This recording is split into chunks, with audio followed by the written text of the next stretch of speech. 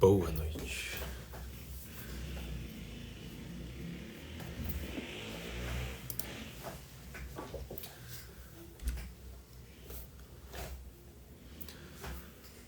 Boa noite, Net.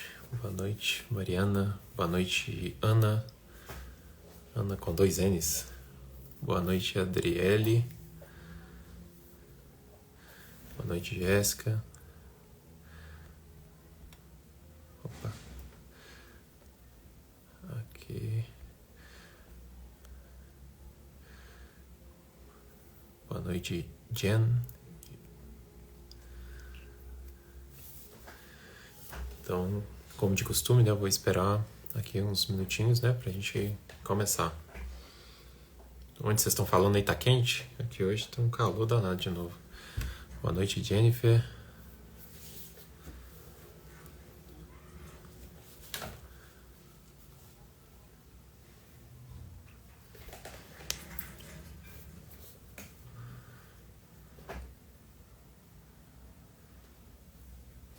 Boa noite, Célia, Bárbara,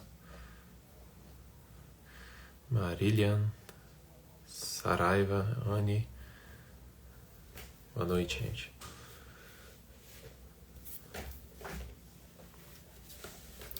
Então hoje a gente vai falar sobre o que você precisa saber para começar o ensino de matemática em casa.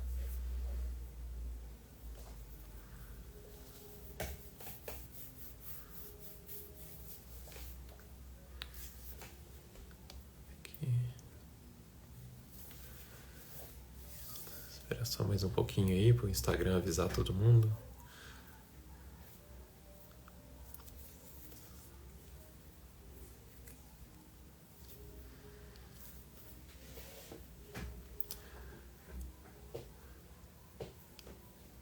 Boa noite, Ana.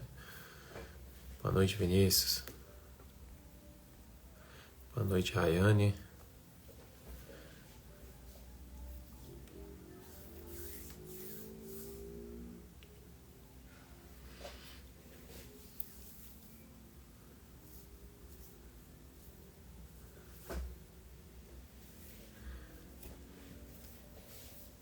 Boa noite.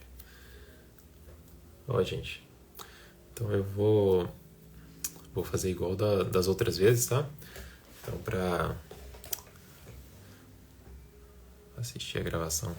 Beleza, Vinícius, a gravação vai ficar disponível assim. Então, gente, ó, vou fazer igual das outras vezes. Como assim, né? Eu trouxe aqui a minha colinha, tá aqui do lado, né? Então eu vou seguindo aqui para honrar o tempo de vocês aí, né? Que estão me assistindo. Então eu vou ficar olhando aqui pro lado para poder acompanhar o meu roteiro, tá certo? E eu vou de novo fechar os comentários, tá certo? Eu vou fechar os comentários para você poder ter a atenção completa e eu também, né? Para a gente poder desenvolver aqui essa conversa e no final eu abro para a gente conversar, tá? Diretamente. E aí se você tiver uma pergunta, o que você faz? Aí você vem aqui nessa caixinha aqui com a interrogação e coloca a pergunta para mim lá. Aí no final eu vou lá, leio as perguntas e a gente pode começar a conversa a partir delas, tá ok? Então vamos lá. Deixa eu fechar aqui os comentários. Como é que faz aqui? Deixa eu ver.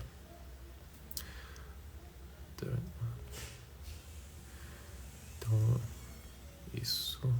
Fechado. Ok. Então, olha só. Então, primeira coisa, né, gente? Obrigado aí por vocês estarem aqui, né, acompanhando essa terceira live, né, da nossa série. Então, para quem chegou agora e não me conhece, né, eu vou me apresentar. Meu nome é Isaac Visa, né, e esse perfil ele foi criado para ensinar você a ensinar os seus filhos a pensarem matematicamente. Né? Eu sou matemático, eu sou casado, sou pai e educador, né, tenho 3 filhos, eu sou professor universitário há 10 anos, eu fiz toda a minha formação em matemática, né, da graduação até o doutorado. O meu doutorado eu fiz no exterior e lá também eu tive a oportunidade aí de dar aulas, né? Então foi uma experiência muito enriquecedora. E o meu objetivo aqui com esse perfil é compartilhar, né, tudo que eu tenho aprendido sobre a educação matemática dos filhos em casa. Né? Compartilho também aí o material, né, que eu produzi nesse tempo que eu dei aulas em casa. Então, olha só, vamos lembrar aqui. Então, a gente fez 2 lives já esse mês, né? E as 2 primeiras lives aí eu toquei em pontos, né, que eu estudei aí métodos, né, o método Kumon. Né, a primeira live eu falei o que o método Kumon não pode fazer para o seu filho. E na segunda eu falei por que o método Singapura não cabe no Brasil. Tá certo? Então eu expliquei aí os pontos fracos e fortes, né, de cada método, né, e a gente analisou cada um deles, né? E hoje eu decidi responder essa pergunta aí: o que você precisa saber para começar o ensino de matemática em casa, tá? Então hoje eu vou falar para vocês, né, a minha visão do que seria um currículo para iniciar o ensino de matemática em casa. Então eu vou focar no conteúdo, né? O conteúdo que você precisa ter certeza ali que a criança aprendeu bem, tá? Então eu também depois eu vou falar um pouco de um método, né? De uma apostila que vai juntar tudo isso aí, tá? Então primeiro assim eu queria só voltar aqui, né, um pouquinho e falar assim. Essas duas primeiras lives foi assim, a gente explorou aí o terreno aí, o que tinha disponível, né? Eram os dois principais métodos que eu via as pessoas falando. E como que era a organização dessas lives? Eu primeiro contava a história, explicava um pouquinho e depois eu respondia a pergunta da live. Nessa live aqui eu vou começar já respondendo a pergunta, tá ok? Então, para responder essa pergunta, né, o que você precisa saber para começar o ensino de matemática em casa? Então, para responder ela, a primeira coisa que a gente tem que fazer é responder quando, né? Quando que você deve começar o ensino? Eu começo com 1 ano, com 2 anos? Quando é que você deve começar o ensino de matemática em casa? Então, o primeiro ponto que eu queria tocar aqui é que não há necessidade de ensino formal de matemática antes dos 4 anos. Tá? Então, a gente tem várias pesquisas aí que mostram que uma criança aí com desenvolvimento saudável, você não precisa começar a ensinar matemática para ela antes, tá? Na verdade, esse ensino, se ele começa antes dos 4 anos, né, eles chamam de intervenção precoce, o que acontece é que essa intervenção precoce ela tende a perder força ali no fim da primeira série, começo da segunda série, o ganho que a criança teve, ele desaparece.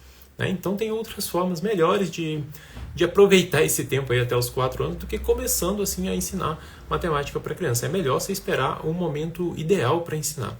Assim, não é, eu estou falando da matemática, tá?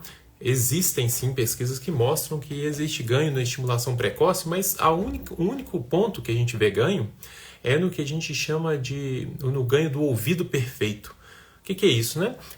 Existe ganho no ensino precoce se for o caso de você ensinar uma outra língua ou música para a criança. Aí, nesse caso, aí, faz sentido você começar bem cedo, porque aí ela vai adquirir essa habilidade de perceber sons de outra língua, né? Ou da música, que outras crianças vão ter mais dificuldade quando começa mais tarde, tá? Mas é só nesse caso, é o único caso, assim, que valeria a pena você começar um ensino precoce, seria no caso do aprendizado de uma outra língua, né? Você conseguir fazer a criança estar imersa aí no aprendizado dessa outra língua. Aí você pode pensar assim, então eu faço isso com uma escola bilíngue. Então, a criança só adquire o ouvido perfeito, né, para outra língua e cresce falando sem sotaque se essa escola bilíngue tiver professores nativos, né? Se os professores forem brasileiros, daí, então ela vai ter o sotaque, ela vai crescer aprendendo a língua da mesma forma que todas as outras pessoas, né? Então só faz sentido nesse ponto aí, né? Então eu queria trazer para vocês sobre esse assunto do ensino precoce uma citação aqui do Álvaro Bilbao, né? Eu já falei dele aí, desse livro, Compreendendo o Cérebro da Criança. Ele fala o seguinte, né, sobre esses métodos que falam assim, não, tem que começar muito cedo, né, vale a pena começar. Então ele fala o seguinte, existem inúmeros programas milagrosos que prometem desenvolver inteligência infantil, mas quando estes programas são submetidos ao rigor científico, não mostram quaisquer sinais de eficácia. Possivelmente, a razão para o fracasso de tantos deles é que o seu principal interesse é acelerar o processo natural de desenvolvimento do cérebro, com a ideia de que desenvolver-se mais cedo permite-lhe desenvolver-se ainda mais. No entanto, o desenvolvimento do cérebro não é um processo que possa ser acelerado sem perder algumas das suas propriedades. Então, o Álvaro Bilbao, o que ele está falando aqui? Ele até dá um exemplo interessante. Ele fala assim, por exemplo, você pegar um tomate, Hoje em dia a gente conhece tecnologia aí de modificação genética, né? E eles fizeram o quê? Eles pegaram o tomate e modificaram ele para ele ficar maduro, né? E ficar no tamanho ideal para a venda mais cedo. E aí você consegue fazer isso. Qual que é o ponto, o que acontece de problemático quando você faz isso com o tomate? É que você perde o sabor. O tomate não tem mais a essência do tomate que toma o tempo adequado para ficar maduro e no tamanho certo. Tá vendo? Então você perde o sabor. A mesma coisa acontece quando você tenta acelerar esse processo de aprendizado das crianças aí para matemática, por exemplo. Ela vai perder a essência do aprendizado. Né? A gente já falou aí na live do método comum de crianças que começam muito cedo e elas não compreendem aquilo que elas estão fazendo, elas executam mecanicamente, né? Então é por isso até que quando as pessoas me mandam mensagem, falam assim, Isaac, eu quero começar com meu filho aqui o método riso, tal, meu filho tem 2 anos, posso começar o método riso ou a apostila DO, né? Eu falo, não, a apostila DO ela foi pensada para crianças idealmente com 5 anos. Né? Pode variar? Lógico que pode variar. Você pode ter crianças de 4 anos que estão prontas para começar a estudar matemática, pode acontecer. Né? Você pode ter crianças com 6 anos que precisam ali de um reforço na base, algumas coisas, e também a apostila DO pode te ajudar nisso. Mas idealmente ela foi pensada para crianças com 5 anos. Tá? Então, assim, você pode ficar muito tranquilo, né? Porque se você começar nessa faixa aí, entre os 4 e 6 anos, a criança de 4 anos ela vai se adequar ao aprendizado, ela está neurologicamente bem formada para aprender, e a criança de 6 anos ela vai avançar mais rápido e ela vai recuperar o tempo perdido. Então não tem nenhum problema, né? Inclusive, quando eu comecei a ensinar matemática com meu filho, eu dei um passo para trás para me certificar, né, de que ele estava aprendendo exatamente aquilo que eu vou apresentar para vocês hoje. Né? Então eu fiz esse processo com meu filho aí. Tá certo? Então, o que eu faço com a minha criança até os 4 anos, Isaac? O que eu tenho que fazer? Você tem que brincar com ela. Né? Sair, explorar a natureza, né? Ver padrões ali das borboletas, né? Tudo assim de maneira informal, brincar com a criança, brincar bastante de massinha de modelar, recortar lá com tesourinha de criança, né? Cortar folha, ler livros para ela, né? É isso que você tem que fazer até os 4 anos. Por quê? Porque não vale a pena você começar esse ensino precoce. Se você começar, você gostaria de fazer isso, uma coisa que vai desaparecer ali por volta do final da primeira série, não vale a pena. Tá certo? Então é melhor você esperar mesmo. Agora, se o seu filho já tem 5 anos, aí talvez seja a hora de você começar já esse ensino de matemática mais estruturado. Tá?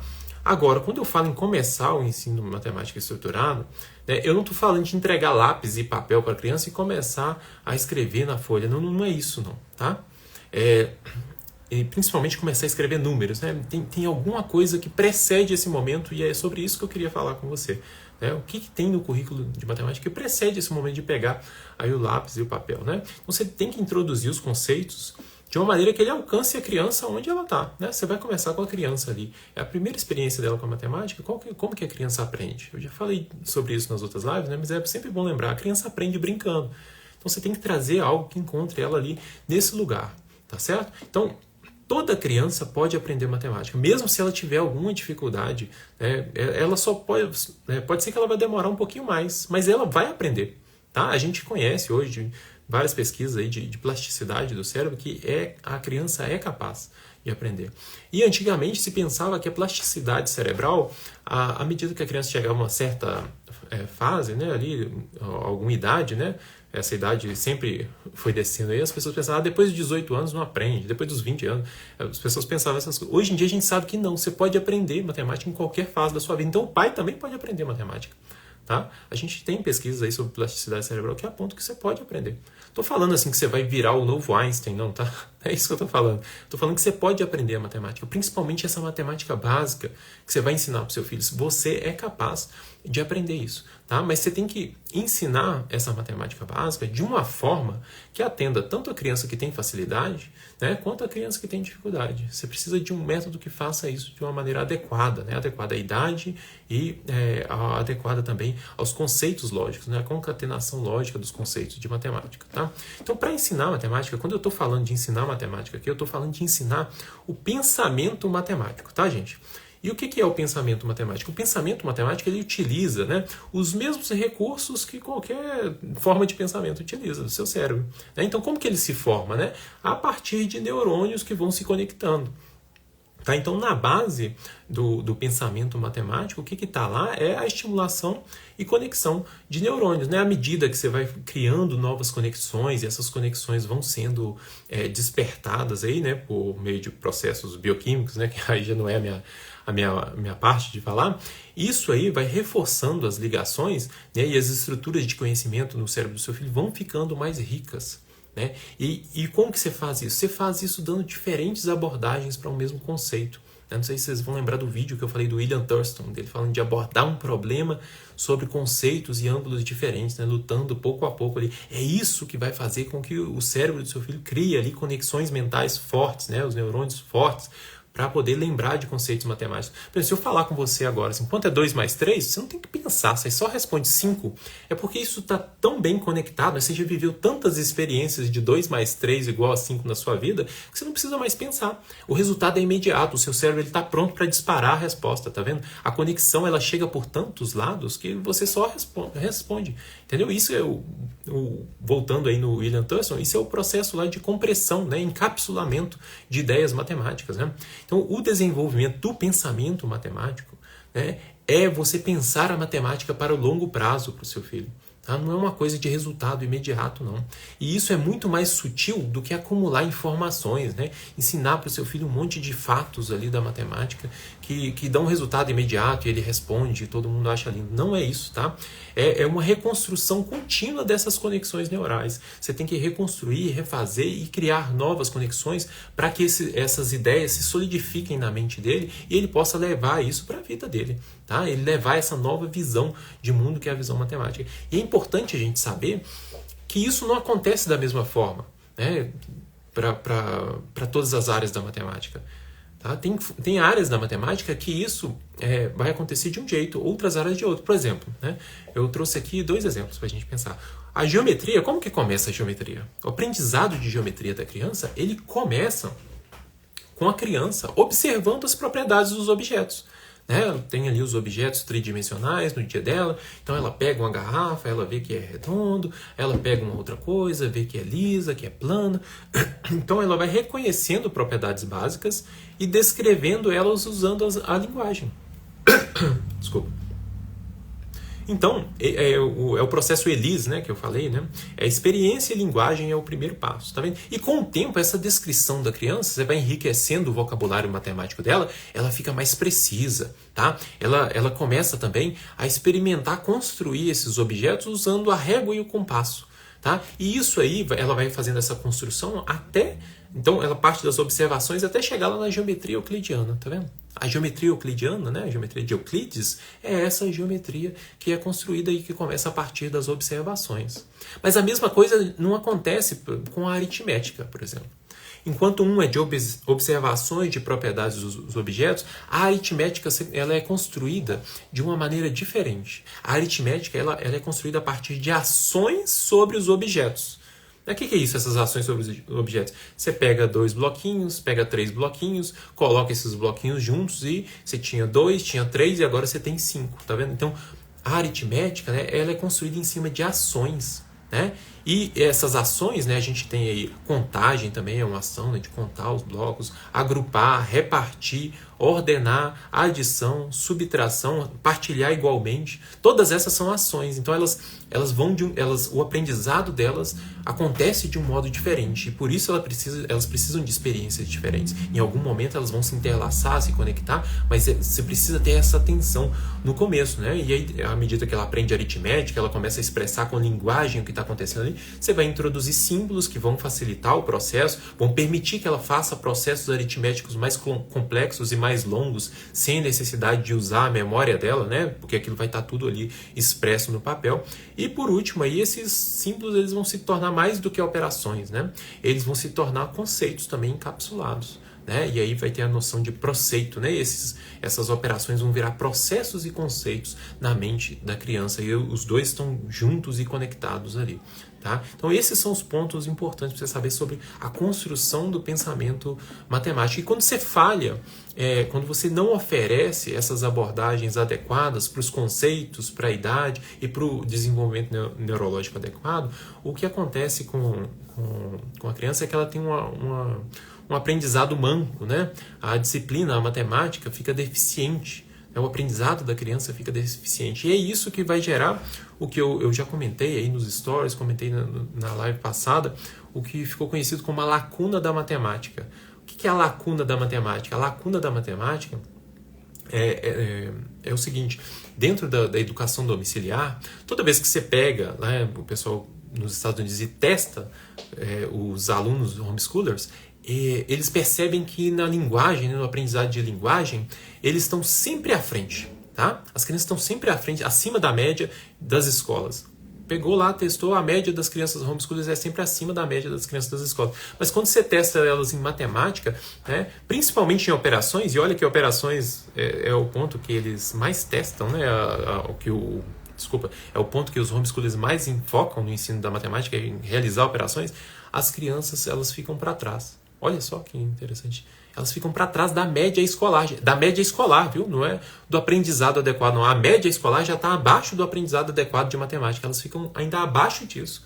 Né? Por quê? Porque é um ensino deficiente que não respeita isso. Não respeita essa forma de aprender matematicamente. Né? E por que isso não acontece com a língua? Né? Porque a língua parece que tem um desenvolvimento desde cedo, as leituras ajudam, né? A criança consegue, ali através dos livros, aprender muito mais. Né? Você leva ela para uma biblioteca e ela consegue extrair ali sozinha. Né? Eu vou entrar em muitos detalhes disso, mas quem tiver interesse pode digitar no Google, assim, ó, The Math Gap. Né? Tem um site, eu acho que chama Responsible Homeschooling, né? Homeschooling responsável. Lá eles trazem todos os dados, eles têm uma seção lá com todos os dados, os testes, as pesquisas, mostrando que isso é real, gente. A gente tem que se preocupar, porque o resultado disso é que as crianças, em uma sociedade cada vez mais tecnológica, elas crescem, mas elas não querem essas carreiras tecnológicas, elas não querem adentrar esse mundo, e a gente precisa de gente bem formada, né, com virtudes, que também estejam ali desenvolvendo tecnologia. Isso é importante, né, para a nossa sociedade, que a gente tenha pessoas ali fazendo isso, né, e preparadas matematicamente para fazer isso da melhor maneira possível. Né? Então, a maioria dos materiais não focam nesse desenvolvimento do pensamento matemático, eles focam no aritmético. E pelas pesquisas aí que eu apontei do homeschooling, desculpa, não está sendo suficiente. Né? Não basta você abrir o livro que está escrito ali e achar que o livro salta na cabeça da criança. Você precisa de mais do que isso. Né? Então a pergunta é: como que a gente resolve esse problema, Isaac? Como que a gente pode sanar isso aí? Né? Como que a gente vai começar a ensinar a matemática para os nossos filhos de maneira adequada, respeitando tudo isso? Né? Então o primeiro ponto é focar em desenvolver o pensamento matemático.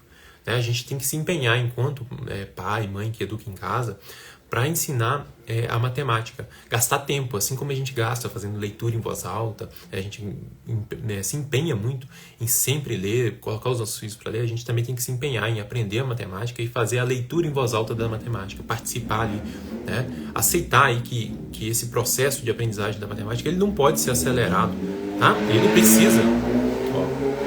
Parece que lançaram um foguete aqui atrás. Mas ele precisa, né, respeitar o tempo dele, tá? E ele tem que ser feito de maneira adequada. Então, lembre disso, o seu filho, ele nasce convivendo com a linguagem, tá? O tempo todo ele está ali, em contato com a linguagem, mas com a matemática não é, tá? Na matemática a gente não nasce, a gente nasce com algumas habilidades, né? Mas a gente não tem aí a tecnologia matemática na nossa mente aí em contato o tempo todo para desenvolver aquilo sozinho. A gente precisa de ajuda, tá certo? Então vamos lá. O que ensinar? Tá? O que ensinar? Vamos lá, o conteúdo. Né? Qual conteúdo a gente deve ensinar para os nossos filhos? Né? Então, eu vou descrever o que uma criança de 5 anos precisa realmente aprender de matemática para ela ter o pensamento matemático bem formado. Tá certo? E esses conteúdos que eu vou descrever aqui, eles já estão levando em conta tudo isso que eu falei, tá? Do desenvolvimento neurológico da criança, né? E esses pilares fundamentais, tá? Então eu não vou explicar assim, esse conteúdo aqui você aborda por esse lado, porque ele é um processo, esse aqui porque é uma observação. Eu vou explicar os conteúdos, Tá? Aquilo que a criança precisa aprender. É isso que a gente vai fazer. No meu Instagram aqui eu falo, né, sobre memorização, como lidar com o erro, autoridade de pai, de professor. Mas se eu fosse colocar isso tudo aqui, a gente ia ter que ficar aqui até meia-noite. Né? Então eu vou focar especificamente nos conteúdos. Tá? E nos conteúdos, o que a criança precisa começar aprendendo em matemática? Gente, muita gente fala que a matemática é a ciência dos padrões. É uma definição comum de matemática é falar assim, a matemática é a ciência dos padrões. Então, qualquer currículo que pretenda ensinar a ciência dos padrões tem que começar ensinando padrões. Tá? Você precisa ensinar isso para o seu filho. Agora, quando eu falo de ensinar padrões, gente, não é ficar fazendo desenho bonitinho lá, colorido de um lado, colorido do outro e tal, e falar assim, aqui tem um padrão, não. Você precisa explicar para a criança o que é um padrão. Tá? E assim, gente, eu até hoje não entendo por que as apostilas não trazem essa explicação, uma explicação tão simples. O que é um padrão? Parece que deixa assim, não, o pai sabe o que é isso, mas você precisa explicar para o pai explicar para a criança. Um padrão é o quê? É um desenho decorativo que se repete. Um desenho decorativo que se repete. Mas você não vai começar ensinando para o seu filho padrões fractais, né? Você vai começar ensinando para ele padrões lineares simples, né? A repetição é linear e ela é simples, ele é fácil da criança perceber e descrever, usar a linguagem. Eu já vi exercício em livros que, assim, se você pedisse para um adulto descrever apenas com linguagem qual que é o padrão que ele estava vendo ali naquele exercício, ele não saberia, gente. Tá? Eram padrões complexos. Estava ali para a criança. Era bonitinho, de colorir, tudo. É bonitinho. Mas não ensina, não leva a criança a compreender e pensar a respeito de padrões. Não basta você apresentar um padrão para a criança e achar que daquilo ali ela vai depreender o que é um padrão. Tá certo? Então, você deve começar explicando para ela o que é um padrão, mostrando para ela, você faz um padrão, pede para ela copiar, depois você pede para ela construir um padrão, tá certo? E você começa usando assim um objeto, o mesmo objeto para construir o padrão. Depois, você precisa que a criança compreenda que os padrões independem dos objetos. Tá? O padrão não depende do objeto que você está usando para construir ele. Né? O que é isso? Por exemplo, se você tem um padrão assim, ó, azul, vermelho, e aí você tem um outro que é assim, ó, círculo, triângulo. Esses dois padrões, gente, eles são iguais. Do ponto de vista matemático, eles são iguais. Tá? Círculo, triângulo e azul, vermelho é o mesmo padrão. Tá? É o mesmo tipo de repetição. Então você tem que conduzir a criança para que ela compreenda que o padrão, na verdade, é algo subjacente aos objetos que você está usando. Lógico que você não vai usar esse tipo de linguagem com ela, mas você tem que conduzir ela para ela perceber isso. O padrão não depende da incorporação, né? Em inglês o pessoal fala embodiment. Você não depende dessa encarnação que você está usando para representar ele. Ele é algo muito mais profundo ali. E olha só, é o começo da abstração, é a primeira coisa que você começa ensinando a criança com isso. Por quê? Porque reconhecer padrões está intimamente ligado à classificação de objetos. Então esse é o segundo ponto que você deve ensinar para o seu filho. Classificar objetos. Para que classificar? Para ele poder criar e organizar conjuntos. Né? Essa é a segunda habilidade que ele precisa na matemática. Saber criar e organizar conjuntos. Como? Ele vai começar, né? Você vai dar para ele uma coleção de objetos, ele vai reconhecer características visualmente, ele vai olhar para o conjunto e perceber similaridades, padrões nos objetos e a partir daquilo ali classificar os objetos em conjuntos. Tá vendo? E aí você vai o quê? Vai alterando, né, os tipos de objeto que a criança está usando para que ela forme uma visão rica do que é a criação de conjuntos. Não são 1, 2, 3 exercícios, não, gente. São vários exercícios. E esses exercícios eles têm que aumentar de complexidade gradualmente. É esse aumento de complexidade, usando vários objetos, que vai criar dentro do cérebro da criança conexões neurais entre padrões e criação de conjuntos diferentes que vão facilitar o acesso e que ele vai dar uma resposta imediata no futuro. Tá? É a partir disso. Então, quando eu falo ficar mais complexo, é o quê? No começo, né, os padrões são visuais, são coisas que a criança enxerga. São são conjuntos e características que ela vê, que você vê e ela classifica. Né? Tá claro para ela ali. Mas você tem que chegar até correspondências entre os objetos que sejam mais conceituais. Se você olha para o objeto, você não reconhece por que ele está junto, mas na sua mente existe uma correspondência que linka aqueles objetos. Tá certo? Você precisa ir caminhando nessa direção para a criança ir abstraindo a ideia de conjunto também. Tá? É assim que ela vai formar esses conceitos básicos de uma forma mais profunda. Tá? Então, olha só, na apostila DO, no primeiro semestre, são 18 atividades de criação e classificação de conjuntos usando diversos objetos.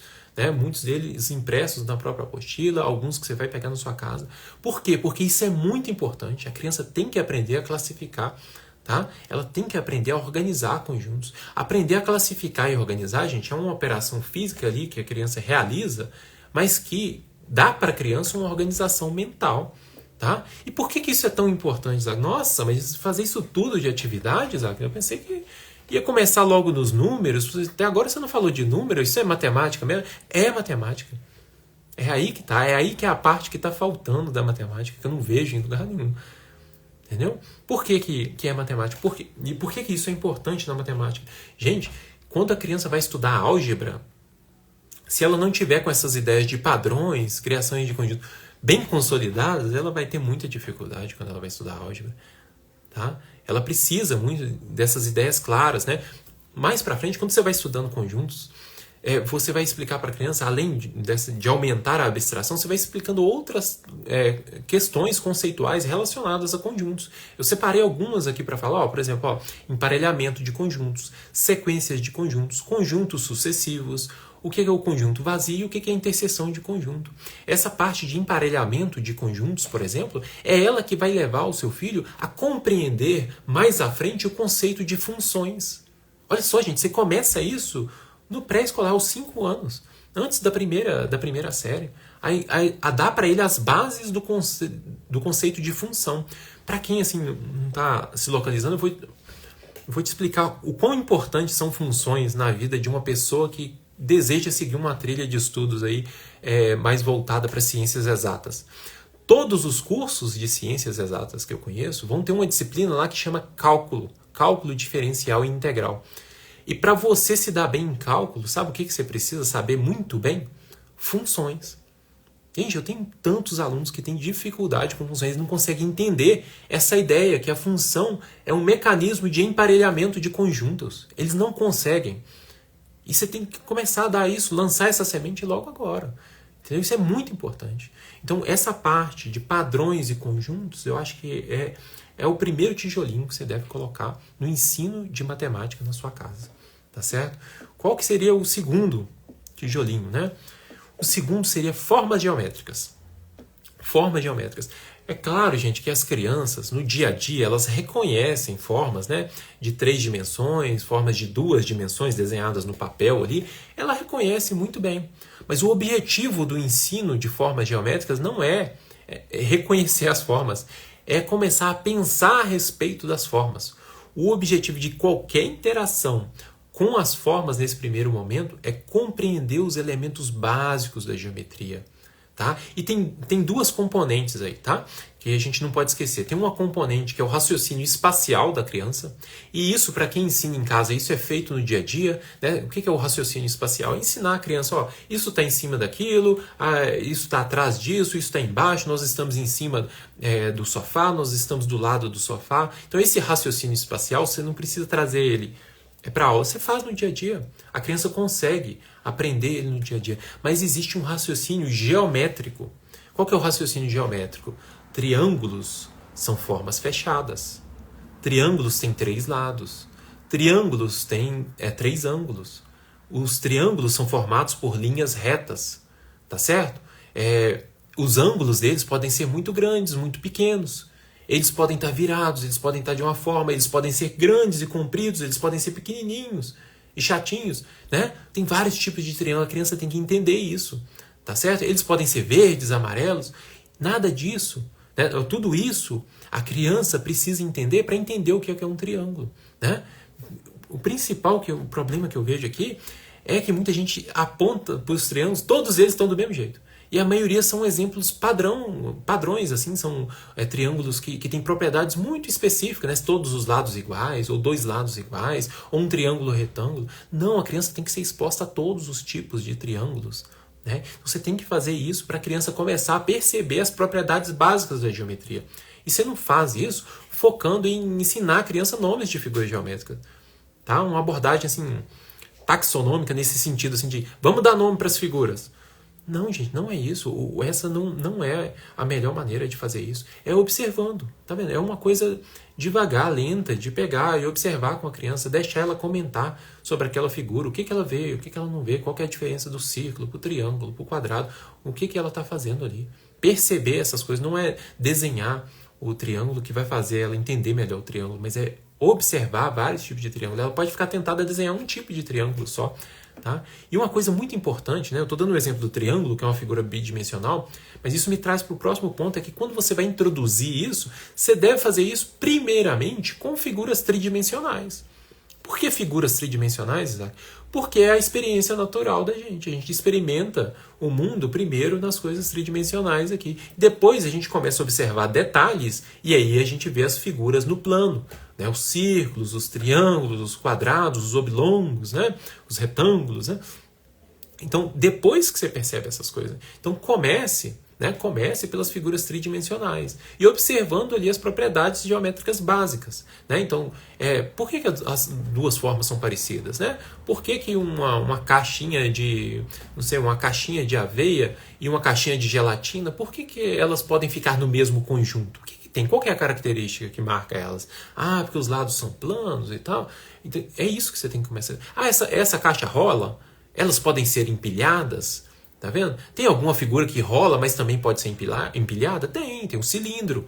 Ah, o cilindro da massa de tomate, o cilindro da lata de atum, os dois são cilindros? São. A criança tem que começar a perceber propriedades básicas. Então não adianta você chegar assim e apresentar à criança todas as formas tridimensionais. Comece com formas básicas, esferas, cilindros, cones, paralelepípedos, cubos. Foca nessas. Entendeu? Mesma coisa para formas de duas dimensões, círculos, quadrados, oblongos, triângulos. É suficiente para a criança começar a experimentar as propriedades da geometria. Né? Depois você vai introduzir, vai amassar o círculo, vai ter uma elipse, o oval. Né? Estudar a geometria é muito mais do que dar nome correto às formas. Tá certo? Você precisa prestar atenção nessas propriedades. Né? Por quê? Porque essas formas elas vão representar desafios mentais também para a criança, de perceber quais são as diferenças. Né? Ganhar esse conhecimento explícito das propriedades que definem cada forma pode ser, sim, uma tarefa que a criança se diverte, que ela aproveita. Tá? Você pode pegar vários objetos da casa e colocar ali para ela classificar. Inclusive, essa é o primeiro contato que é sugerido na apostila DOL. Tá certo? Então, o estudo de geometria para crianças, gente, ele é muito mais profundo do que muitos adultos imaginam e ele pode fornecer esses desafios intelectuais prazerosos, né, para a criança. Então a gente tem padrões, conjuntos, falamos da geometria e agora vem a parte onde geralmente eles começam a matemática, geralmente aqui, né, que é contagem e números. As pessoas tendem a pensar que a matemática começa na contagem dos números. Né? Então é interessante porque as crianças elas nascem realmente com uma capacidade ali de perceber pequenas quantidades. Ainda hoje de manhã eu lia um artigo, né? Não li com a profundidade que o artigo precisa, mas alguns neurocientistas parece que eles descobriram que existem neurônios dos números. Olha só que interessante, neurônios dos números, mas eles estão associados primeiramente aos números pequenos ali, ó, de 1 a 4. A partir do 5 tem alguns neurônios, mas eles erram muito ao disparar ali para informar o número. E isso está relacionado com a nossa capacidade de perceber números sem contar. O que é isso? Perceber o número sem contar? A gente chama isso de subitização, né? Perceber de súbito ali, né? Vem do latim de súbito, né? Então, a criança percebe alguns números mesmo sem contar. Né? Olha que legal isso aí. Eu li hoje aí sobre essa pesquisa, tá vendo? E funciona para os números de 1 a 4, né? A partir do 5 começa a falhar. Então, a criança ela já nasce com isso aí, mas à medida que ela cresce, ela se apaixona pelo quê? Pela contagem. Ela começa a contar. E contar, gente, requer uma habilidade linguística, né? A criança tem que falar ali, né? O nome dos números de maneira correta, na ordem correta e tudo. E muita gente acha que contagem na matemática é isso. É falar o nome dos números na ordem correta.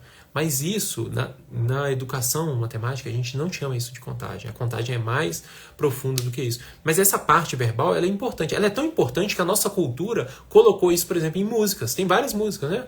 O Índiozinho, você tem música do Patinho que vai sumindo, né? Você tem várias músicas que ajudam nesse processo de criar essa ordem dos números aí de uma maneira bem lúdica. né? E a criança aprende, né? Ela desenvolve essa habilidade verbal. Mas assim, uma criança pode contar até 1000, mas não entender o que é o processo de contagem, tá certo? Na apostila DO, esse princípio que eu estou falando de repetir o nome dos números, a gente chama ele de princípio da ordem estável. E ele é um entre 5 princípios que a criança precisa dominar para que ela realmente saiba contar. Tá certo? Eu não vou entrar nos detalhes dos princípios aqui, mas a criança precisa de muito mais do que repetir o nome dos números para ela ter uma compreensão profunda dos números.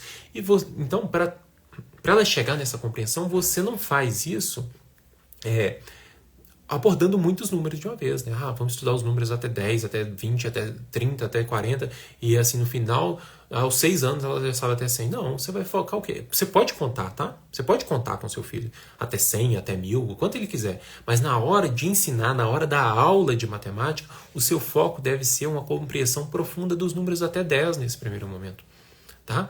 Até 10 é mais do que suficiente. Por quê?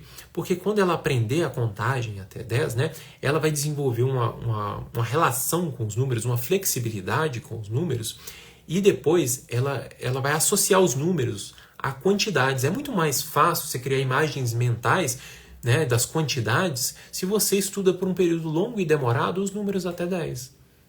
Tá certo? Porque isso vai facilitar para a criança, você não vai despejar a informação para ela. Cada novo número, embora seja natural para nós adultos, cada novo número para uma criança é um desafio novo, é uma imagem mental que ela está criando ali. Tá certo? E a partir dessa relação dos números com as quantidades, ela vai começar a manipular as quantidades. Como assim, né? Através da adição, da subtração, repartir objetos de forma igual. Tá vendo? Aí essa manipulação ela fica muito mais fácil se a criança compreende o que a gente chama de magnitude dos números, né? O tamanho que cada número representa. A gente faz isso usando uma trilha numérica lá na apostila DO. Essa compreensão ela facilita e agiliza, né, o processo de aprender a adição, a subtração, repartir em quantidades iguais. Tá certo? Então é muito importante passar tempo com esses números, né, de 1 a 10, para que a criança se familiarize com ele, crie imagens mentais claras, né, de cada um deles, né, que ela saiba associar, por exemplo, ao fato de que quando ela conta um conjunto, o último número que ela falou é a quantidade de objetos daquele conjunto, chama princípio da cardinalidade. Você não vai fazer isso com 1000 objetos, você vai fazer com pouquinhos, quantidade pequena de objetos, tá certo? Então olha só, você que é adulto, pensa aí, se você pegar e olhar para uma mesa e ver 2 pilhas de livros. Você vê uma que tem 2 livros e a outra que tem 3. Aí você já fala 5. Porque é imediato, lembra? Está encapsulado na sua mente. Para a criança não, ela tem que contar aquilo. Você quer ver qual que é a dificuldade da criança? Pensa assim, se você olhar para 2 mesas. Uma mesa tem 12 livros e a outra tem... Ou para 2 mesas não. Para uma mesa, 2 pilhas de livros, desculpa. Uma tem 12 livros e a outra tem 17 livros. Aí agora já demorou um pouquinho mais para você me dar a resposta. Você precisa parar, né? Você vai ter que contar. Você não olha e fala, tem 12 livros, aí tem 17 livros. Mesmo que você conte de 5 em 5, de 6 em 6, você precisa parar e contar, tá vendo? A criança tem que fazer isso, mesmo para números muito pequenos. Então, seu foco deve ser esses números pequenos. Gente, contar é muito importante. Contar bem, contar nesse sentido completo da matemática, não é repetição de números na ordem correta, não é o princípio da ordem estável apenas. Gente, pensa bem, o nosso sistema de representação de números, né, é o sistema de valor posicional, né, que não deve ser ensinado nesse momento, tá? Ele é uma forma de combinar números e padrões para representar todos os números. Pensa bem, você representa todos os números usando 10 símbolos apenas. 0, 1, 2 até 9. São 10 símbolos que você usa para representar todos os números. Então, não tem nada mais importante do que o seu filho compreender bem esses números. Porque quando ele aprender o sistema de valor posicional e conciliar isso com esse aprendizado que ele teve dos números até 10, ele vai ter uma estrutura mental para pensar os números muito mais rica do que se você fosse, cria uma imagem para de 0 a 10, cria uma imagem para de 11 a 20, cria uma imagem para de 21 a 30. Não, você só precisa desses. Depois você vai associar ele com uma estrutura que já é bem utilizada por todos nós, né, que é a estrutura de valor posicional, para ampliar. Então, de uma vez, você amplia tudo isso. Tá? Então, você precisa de novo, dar oportunidades para o seu filho contar. Muitas oportunidades para ele contar. Ele precisa contar e contar várias vezes. Oportunidades tanto planejadas, né, atividades onde a contagem vai ser exigida ali em diferentes ocasiões, como oportunidades do dia a dia. Você está lá brincando com ele de carrinho, você fala, quantos carrinhos tem aqui? E vê como que ele está contando. Ele está contando da maneira correta, ele está realizando isso da forma correta, né? Ele está seguindo os 5 princípios da contagem, ele não está repetindo nenhum número. Tá certo? Então, recitar o nome dos números em ordem não é contar. Contar é muito mais do que isso. Tá? Então, a gente precisa dar aí a oportunidade para a criança de fazer isso por um longo período antes de introduzir as operações. Tá? Por quê? Porque isso vai criar o que a gente chama de senso numérico. Senso numérico, assim, é muito difícil achar uma definição assim, precisa de senso numérico, mas é como se fosse uma estrutura conceitual bem organizada dos números, né? Que ela te dá essas informações numéricas que permitem que a criança resolva exercícios, problemas, né? Sem usar o algoritmo. Né? O algoritmo da soma, o algoritmo da subtração, da multiplicação e divisão. Se ela tem uma estrutura mental adequada, o algoritmo é uma mera formalização, é um caminho rápido de resolver. Ela já consegue resolver. O algoritmo ali é como se fosse assim, ó, agora a gente vai te dar aqui só uma cerejinha aqui do bolo aqui, mas o bolo já está completo. A cereja não é nada sem o bolo, gente. Você tem que pensar nisso. Tá? Então, no começo, o que eu acho que tem que ser feito para a criança aprender? Focar nos números até 10. Tá? Porque é assim que ela vai obter todas essas informações que eu estou te falando. Sempre variando a exposição, variando a oportunidade de aprender. Tá certo? É o aprendizado correto. Depois você vai associar isso com o valor posicional e ela desenvolve para todos os números. Não estou dizendo para você não contar com seu filho, tá? Vou repetir, não estou dizendo para você não contar com seu filho. Você pode contar. A criança quer saber os números até 600? Conta com ela. Ela perguntou um número, né? Na rua, fala para ela o número, não tem problema. O que eu estou falando é que na hora de estudar, o seu foco tem que ser esse. E como que você deve apresentar esses números, Isaac? Eu dou uma aula de cada número? Não, de maneira nenhuma. Os números, o que tem de... O que faz o 5 ser o 5, se não a relação dele com o 6 e com o 4? Então não faz sentido você dar uma aula onde... Vamos apresentar só um número aqui agora para você. Não, é assim como a gente, né? A gente é definido na nossa vida em sociedade. Os números é a mesma coisa, gente. Ele precisa estar em relação com os outros números. Então apresente todos os números. Vá instigando a criança a participar desse processo de aprendizagem da contagem dos números com todos eles.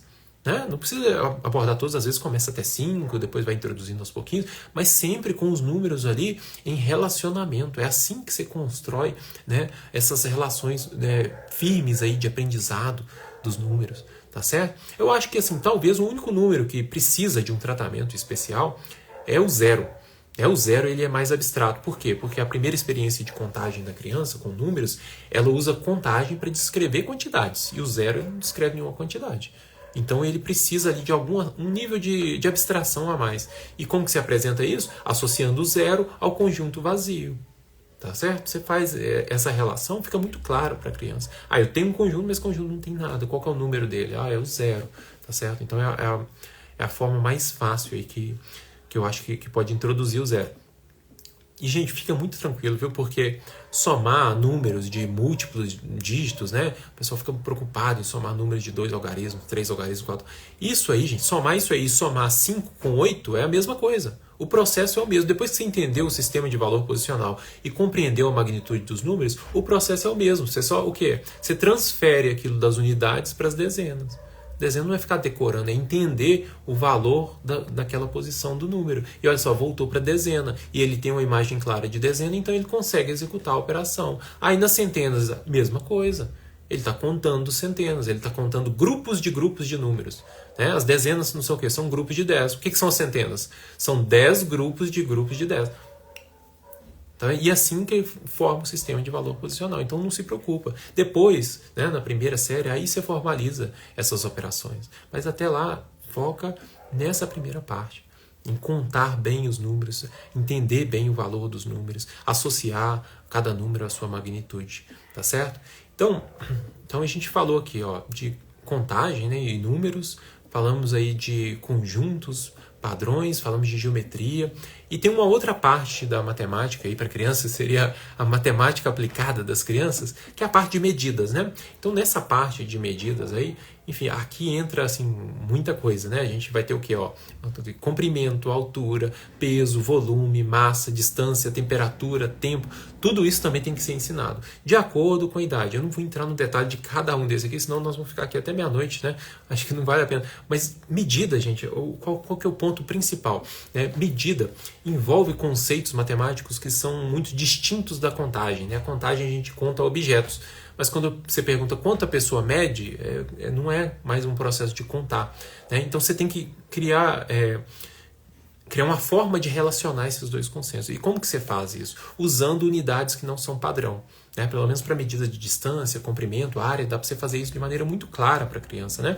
Medida de tempo, temperatura já é mais difícil, né? Mas no caso de medidas de comprimento, você consegue fazer isso usando unidades que não sejam padrão. Então nunca introduza para o seu filho a ideia de medida usando a régua. Quer dizer, você pode usar a régua, mas tem que ser uma régua sem medida, sem números. Ela não pode conter números. Por quê? Porque a criança tem que pensar, por que a gente mede as coisas? O que vem antes da régua? Né? O que você faz antes? Por que o interesse de medir? Então você começa a medir contando objetos. Você coloca os objetos concatenados, depois você conta a quantidade, sempre vai sobrar um pouquinho, então você vai ter que reconhecer que existe um problema ali, porque o processo de medir é um processo de olhar para quantidades contínuas. O que são quantidades contínuas? São quantidades que você consegue dividir elas muitas vezes. Né? Você consegue dividir tanto quanto você queira. Né? Quantidades de contagem, quantidades discretas que a gente fala na matemática, você não consegue. A não ser que você quebre um dos bloquinhos ali. Né? Aí consegue, mas sem quebrar você não consegue. Tá certo? Então, o ponto mais importante de medidas é nunca comece usando referências padrão. As referências padrões, o objetivo é estimular o pensamento matemático da criança para que ela possa ver a necessidade de uma forma padrão de medir. Tá? E você começa isso de outras maneiras, tá? Usando clipes, quadradinho, cubinho, né? Depende do que você tá medindo aí, tá? Então, medidas, né? Todas essas partes você vai ter que fazer ao longo desse caminho. E você vai ter que introduzir, algumas delas vão ser importantes. Uma questão bem bacana de medidas que a gente traz na apostila DO é que, dependendo do que você está medindo, você usa um tipo de linguagem, né? Então, por exemplo, o tempo, né, que é uma medida abstrata, a gente usa a linguagem de comprimento para se referir ao tempo. E isso é muito legal, você trazer isso para a experiência da criança do tempo. Esperei a espera foi longa, tá vendo? Você usa uma figura, né, uma imagem de comprimento para falar do tempo. Mas para temperatura a gente já usa o comprimento no sentido de altura. Fala temperatura alta e temperatura baixa, tá vendo? Então você pode conciliar isso com a tarefa de estudar a temperatura, né? De estudar o tempo. Tá? E usar, né, o pessoal se refere ao tempo às vezes como a flecha do tempo, né? Porque passa em uma só direção aí, né? Tá certo? Então, assim, resumindo ainda, o que você tem que ensinar para a criança, né? Conjuntos e padrões, forma geométrica, contagens e números e as medidas, né? E esse conteúdo você vai introduzir ele através de brincadeiras, de jogos, né? Jogos onde as regras são matemáticas e explorem os conceitos, tá certo? E à medida que você for fazendo isso, você, sabendo qual o conceito que você está introduzindo, você já vai avaliando a criança. Tá? A avaliação é uma avaliação contínua. Você está olhando sempre para o que a criança está fazendo ali. Você vai ensinar um conceito por vez, ou pegar dois conceitos que já foram ensinados e criar uma conexão entre eles. Né? O mínimo de conceitos que você puder ensinar é melhor. Por quê? Porque você não sobrecarrega o cérebro da criança. No ensino em casa, gente, você não precisa fazer igual a escola, que te dá ali, 5, 6, 7 conceitos na mesma aula. Você não precisa. Por quê? Porque aquilo é feito para atender diversas necessidades de diversos alunos que estão em estágios diferentes. Na sua casa é você e o seu filho. Né? Eu já falei aqui sobre eu sempre lembro assim, ELIS, né? O E, experiência, o L, linguagem, o I, imagem e o S, símbolos. Os símbolos matemáticos devem ser a última parte da experiência de aprendizado da criança. Você deve sempre começar pela experiência. Tá? Então busque formas de introduzir esses conceitos que a criança experimente isso na prática. Tá? Gente, ensinar peso para uma criança no papel, assim, devia ser proibido. Devia ter uma lei que proibisse isso. É um absurdo você ensinar peso. Gente, que experiência mais real do que pegar alguma coisa e sentir o peso dela no seu músculo? Né? Você vai ensinar matemática assim para o seu filho, marcando no papel qual objeto. Cria uma imagem mental daquilo ali assim, completamente deformada. Tá? Então você tenta sempre transportar isso para o dia da criança. Tá? Sempre dialogando, aquilo que eu repito sempre, né? Conversando com a criança, ouvindo ela.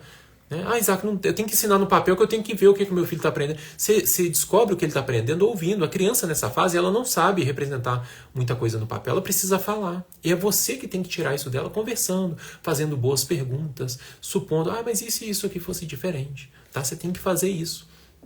Tá? É o seu papel. Tá? Então eu acho que isso aqui, né, responde aí a pergunta inicial que a gente fez, né? O que você precisa saber para começar o ensino de matemática em casa. Mas aí fica uma outra questão, né? Você deve estar se perguntando agora assim, mas olha só, como que eu vou fazer para abordar isso tudo no primeiro ano? Pode ser meio desesperador, né? Parece que é muita coisa, parece que tem muitos detalhes. Então, aí é que eu digo que você não precisa se preocupar com isso. Porque eu já me preocupei com isso. Tá? Eu criei uma apostila, né, a apostila DO, que ela contém todo esse conteúdo que eu falei e ela utiliza o método riso, né, para te ensinar a ensinar esse conteúdo em casa. Tá? Ela traz tudo que você precisa, né, de uma forma que pode ser executada em casa. Então é bom a gente lembrar que cada material tem um método. Né? A apostila DO tem um método riso. Mesmo que a pessoa não fale assim, meu material usa o método Singapura, o método Kumon, o método com o nome dele. Sempre tem um método por trás. Porque o método, ele é o que vai gerar as práticas específicas para as aulas e direcionar você para atingir uma finalidade. O método é aquilo que o material acredita que precisa ser feito para aprender e chegar a algum lugar na matemática. Então você tem um método que vai gerar as práticas que tem uma finalidade. Tá certo? O Kumon, por exemplo, que a gente já falou aqui. O Kumon, né, ele é um método que acredita o quê? Que você deve ser capaz de fazer contas rápidas. Tá? É isso. E quais são as práticas que vão fazer isso? São listas de exercícios com repetições. E qual que é a finalidade? A finalidade é passar na prova. É isso. Tá vendo? Então, todo o material ele tem um método. Mesmo que a pessoa fale, não, o meu não tem método. Não, método, a pessoa faz método só para aprender. Não é, gente. O método é importante. Você tem que dar atenção a isso. Tá? E o método riso é aquilo que eu acredito em termos de matemática. Tá? E isso se concretiza onde? Ali na apostila DO. Tá? Então, o meu método ele gera práticas específicas, né, que têm uma finalidade. Qual que é a finalidade? Eu já falei nas outras lives, mas eu vou repetir. A finalidade que eu acredito é ensinar uma matemática para o florescimento humano. É isso que eu acho que deve acontecer. Lembra? Por trás de toda pedagogia tem uma visão do ser humano. Então, o método, ele carrega essa pedagogia. Então, todas as práticas têm uma finalidade. Tá? Então, eu gostaria agora de te explicar o meu método. Tá? Por quê? Porque a maioria das pessoas usa o material sem conhecer o método. Né? Ela faz aquilo ali e fala assim, não, eu só quero ensinar matemática. Né? Ela só quer que o filho aprenda matemática. Mas isso não é suficiente. Não é suficiente. Gente, é como você falar assim, eu só quero que o meu filho coma. Tá? Alguém quer só que o filho coma? Não. Existe uma diferença, gente, entre comer e se alimentar, tá? O que é comer? É comer com qual é a finalidade? Para ficar cheio, ficar satisfeito. Só que se alimentar é você lembrar que você precisa ingerir uma quantidade de carboidrato, uma quantidade certa de proteínas, de vitaminas. Então o seu prato tem que ser organizado de uma certa forma. Então a pessoa que usa um material sem se preocupar com o método, o que ela está fazendo é desprezar aí a finalidade da comida. Qual que é a finalidade da comida? Você quer se alimentar ou você quer comer? Então, eu queria te apresentar agora, rapidinho aqui, o método riso. Então, o que é o método riso, né?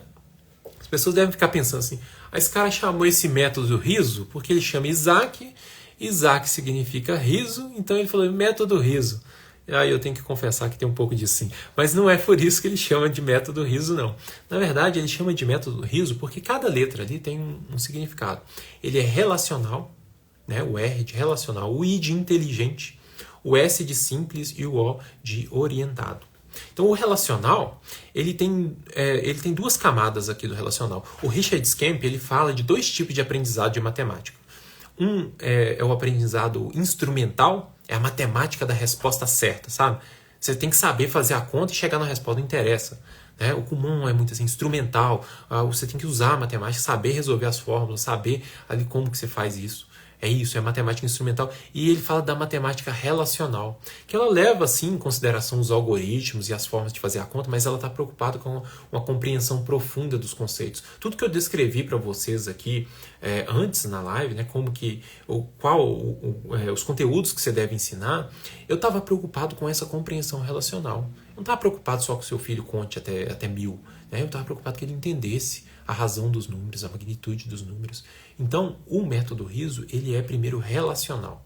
Tá? Ele se preocupa com essa conexão dos conteúdos, com a compreensão profunda, né? Com as ideias, criando uma rede de relacionamento entre elas. Tá? Para o seu filho ser capaz de resolver exercícios que ele não seria capaz de fazer usando só o algoritmo. O algoritmo, gente, às vezes, o algoritmo que eu falo assim, fazer a continha lá usando um método, às vezes ele é insuficiente, você precisa ser mais criativo. Tá? E é só a compreensão profunda que vai te dar isso. Mas o método riso, ele é relacional, né? O Scamp, ele fala apenas o relacional para ele é isso, a compreensão profunda. Mas quando eu pensei em relacional, eu pensei em outro tipo de relação. Né? A segunda parte do relacional, que é uma parte que o Scamp não comenta, né? É que ele é baseado na forma cristã de ver o mundo, né? Da hospitalidade. Ensinar é um ato de hospitalidade. Quando você ensina para o seu filho, você tem que receber ele bem. Né? Você tem que criar uma relação, né, adequada com o seu filho. Então eu acredito que existe sim uma forma, né, de hospitalidade que pode ser demonstrada através da forma que se ensina matemática para o seu filho. Você não vai deixar o seu filho sozinho com a apostila, você vai participar daquele momento e essa participação desse momento de aprendizado de matemática, você vai aprender, o seu filho vai aprender e vocês vão criar e aprofundar uma relação entre vocês também através desse tesouro, né? Como eu já falei outras vezes aqui, né, em outra live, esse tesouro que é a matemática. Tá? E não uma matemática, uma ferramenta fria ali de fazer conta. Tá?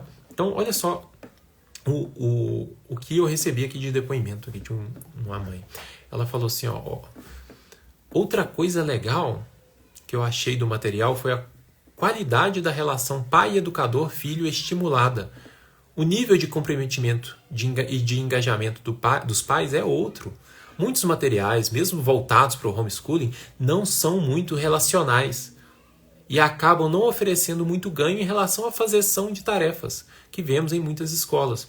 O trabalho de vocês é diferenciado nesse sentido também. Então ela percebeu exatamente o que é isso que eu expliquei para vocês do relacional. Tá vendo? Olha só, outro depoimento. Eu passei por um ensino que o que importava era saber marcar. Algumas vezes eu soube marcar, mas me faltou saber pensar. Raciocínio pobre. Começamos a usar a apostilador agora, mas já ganhei uma grande virada de chave, que é me comprometer a explorar o raciocínio, a me importar com o caminho, não apenas com o resultado. Está vendo uma compreensão profunda, tá vendo? Esse depoimento aqui a pessoa percebeu a profundidade também da matemática que está ali. Estou me percebendo menos ansiosa, tocou também na outra relação. Estou me percebendo menos ansiosa quando meu filho não acerta, e reconhecendo mais as oportunidades investigativas. Então a relação durante a aula melhorou também. Também estou melhorando minhas perguntas. Obrigado.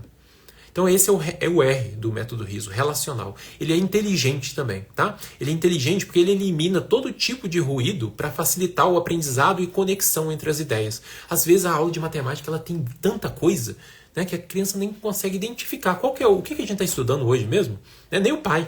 Né, já abre uma apostila, às vezes a apostila traz. Ele começa fazendo conta, depois ele desenha um padrão, depois ele liga uns pontinhos, depois a criança vai lá e tem que fazer mais conta, aí ela tem que medir alguma coisa. É uma confusão de conceitos. Então ele elimina isso e ele foca em um conceito, né, para o pai ensinar de maneira adequada e profunda. Tá? Então todas as tarefas da apostilador, elas têm objetivos claros, né, que são trabalhados individualmente para facilitar a conexão dos assuntos. Né? E como que ela faz isso? Através de jogos inteligentes.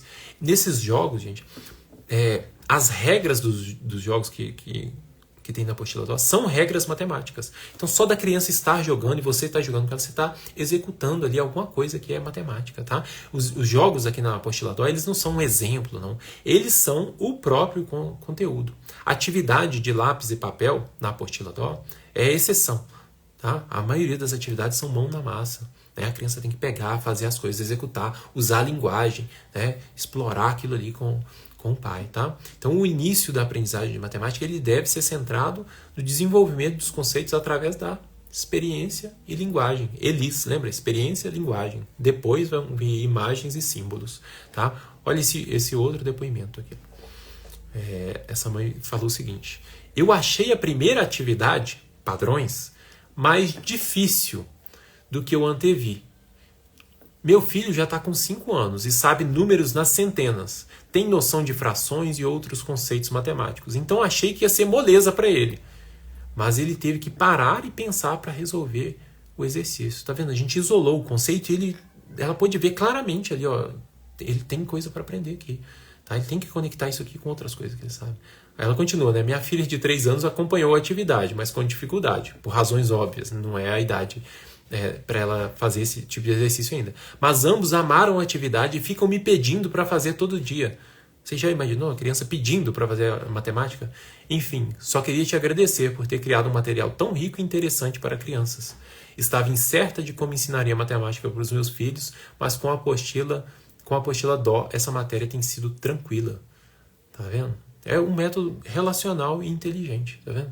E o S é de simples. Existe, gente, assim, uma gama de atividades que a gente poderia escolher para ensinar esse conteúdo que eu apresentei para vocês hoje. E assim, tem atividades que são muito legais de fazer, muito elaboradas, mas elas demandam muito de você, de preparo, de execução, de treinar antes e tudo. Então eu escolhi para colocar dentro da apostila DO aquelas que eram simples. Dentre todas as atividades disponíveis, vamos focar naquelas que são simples, de serem realizadas em casa e que abordam o conteúdo de maneira relacional e inteligente. Tá certo? Então, para ficar ainda mais simples, eu incluí, né? Então, a apostila DO, ela tem 3 cadernos, né? Eu não falei disso aqui ainda, mas são 3 cadernos. Ela tem o GPS, que é o Guia dos Pais, o CTS, que é o Caderno de Tarefas, e o CIS, que é o Caderno de Impressões. Então, eu incluí esse CIS, né, que tudo que você precisa, você pode imprimir na sua impressora, né? O material é todo em PDF, então você pega o CIS, imprime, recorta e você vai ter tudo ali. Né? Você vai usar objetos da sua casa e os objetos do CIS para executar todas as atividades. Se você quiser, claro, você pode comprar manipuláveis, né, para enriquecer ali o ambiente, mas não. Tá tudo ali. Olha só esse outro depoimento. Oi, Isaac, tudo bem? Eu queria te dizer que enrolei para começar a usar o material do curso, porque eu achei que eu teria que sentar e estudar o Guia dos Pais com mais tempo, tá vendo? O GPS. Aí fiquei postergando, até que sentei para abrir o GPS. E para minha surpresa, foi mais fácil e rápido do que eu imaginava. Muito simples. E agora fiquei pensando por que eu não comecei antes. Então é pensado no ensino em casa. Gente, esse não é um material para a escola, é para casa, é para dentro de casa. Foi pensado nesse momento seu, com o seu filho, momento de aprendizagem da sua casa. Tá? E por fim, o método RISO, o O, é de orientado. Tá? O método RISO ele orienta os pais em todas as etapas do processo de ensino. Tá? Então o GPS, o Guia dos Pais, gente, ele não é um caderninho só que traz ali o resultado das atividades, não. Então, ele traz todas as explicações detalhadas da atividade. Quando é possível, ainda inclui uma instrução simplificada para você deixar aberta ali do seu lado na hora que você está executando, né? Caso precisar consultar e tudo. Você pode fazer isso com a instrução completa também, não tem problema nenhum, né? Na hora que você está ensinando. Eu, por exemplo, estou dando aula aqui para vocês, aqui ensinando alguma coisa. Eu estou ali com as instruções aqui para não gastar o tempo de vocês à toa, tá? Então, e tem o GPS ali que te orienta, né? Também tem uma trilha de estudos que vem junto com o material, que ela vai te falar quando executar cada atividade. Algumas atividades têm nível 1, 2 e 3. Algumas vezes não é bom você executar os 3 níveis no mesmo dia. Você faz um, depois faz o nível 2, depois faz o nível 3. E com essa quebra dos níveis facilita para você se orientar também. Você saber, olha, eu preciso voltar no nível 1 dessa atividade. Eu acho que meu filho não entendeu, não. A gente foi até o nível 3 aqui, mas eu acho que ele não entendeu. Então você pode voltar. Ele coloca o poder de ensinar o seu filho na sua mão, porque agora você sabe onde você vai. Né? Ele orienta também o GPS nas conversas e diálogos. Ele fala perguntas para você fazer. Ele fala possíveis respostas da criança. Às vezes tem incluído lá possíveis erros que a criança pode cometer. Né? Gente, a gente está ensinando matemática há muitos anos, a gente já sabe isso. Então tá lá para você ver. Tá? Então olha só, mais um depoimento aqui de uma mãe. Ela falou assim, né, eu tinha perguntado sobre a aula outro dia para vocês, e ela falou assim, foi maravilhosa a aula, muito esclarecedora. Me fez refletir sobre várias questões, ao que ela fala sobre GPS. O material do GPS também estou amando. Realmente um material diferenciado de instrução para os pais. De fato, é diferente das instruções em outros materiais, que não explicam quais os objetivos das atividades. Estou gostando muito mesmo de aprender mais sobre matemática, tá vendo? A própria mãe está aprendendo, né? Ela continua, e como você falou, no homeschooling e after schooling, existe um foco maior na linguagem e eu estava realmente investindo mais nessa área. Minha filha já está lendo e tal, mas estava empurrando com a barriga a matemática.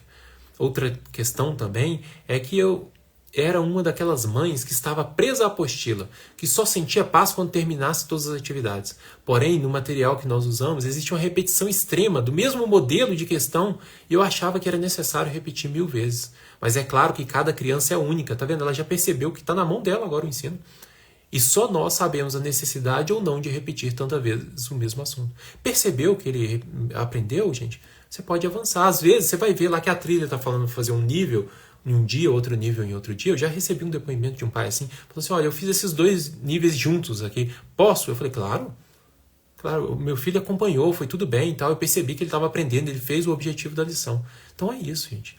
Então, gente, a apostila DO, né, eu vou abrir aqui enquanto eu finalizo, a apostila DO, ela é um material assim, para 1 ano de estudo de matemática, tá, com os seus filhos. Então você recebe aí 3 cadernos, tá? O GPS, o Guia dos Pais, né? O caderno de tarefas e o caderno de impressões, que tem tudo que você precisa ali para ensinar, tá?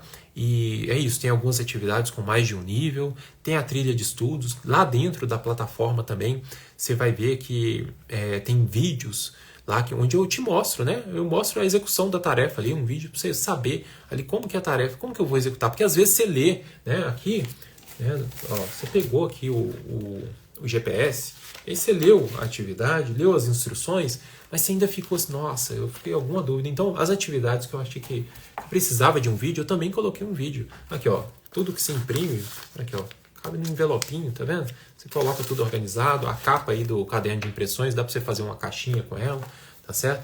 Então, quando você compra, você recebe o primeiro semestre imediatamente, tá? O primeiro semestre ele já fica disponível lá, você tem 6 meses de atividade, se você seguir ali a trilha de estudos, os primeiros 6 meses eles estão disponíveis no mesmo momento para você.